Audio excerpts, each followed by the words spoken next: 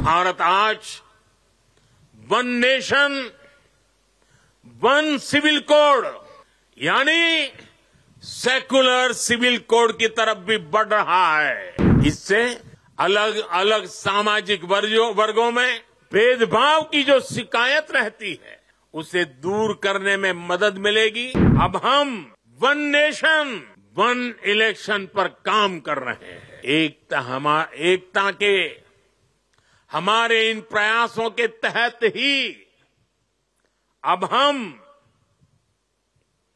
One nation one election पर काम कर रहे हैं,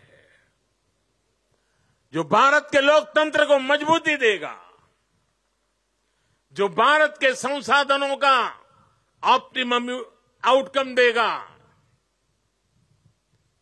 और देश विकसित भारत के सपने को पार करने में और नई गति प्राप्त करेगा, समृद्धि प्राप्त करेगा। भारत आज one nation one civil code यानी सेकुलर सिविल कोड की तरफ भी बढ़ रहा है। और मैंने लाल किले से इस बात का जिक्र किया था। इसके भी मूल में सामाजिक एकता, सरदार साहब की बात ही हमारी प्रेरणा है।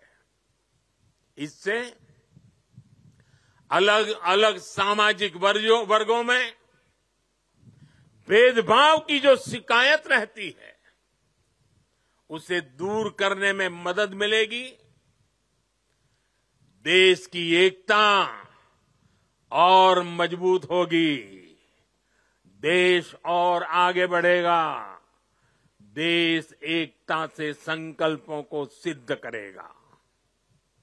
साथियों, आज पूरे देश को खुशी है कि आजादी के 7 दशक बाद देश में एक देश एक संविधान का संकल्प भी पूरा हुआ है।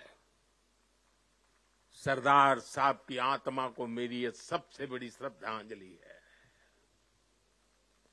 देशवासियों को पता नहीं है 70 साल तक बाबा साहब आंबेडकर का संविधान पूरे देश में लागू नहीं हुआ था।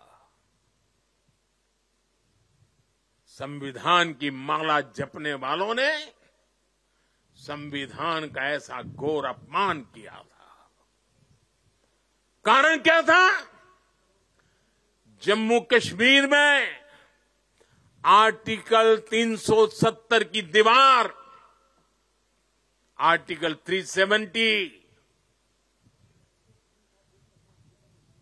जो देश में दीवार बन के खड़ी थी, संविधान को यहां रोक देती थी,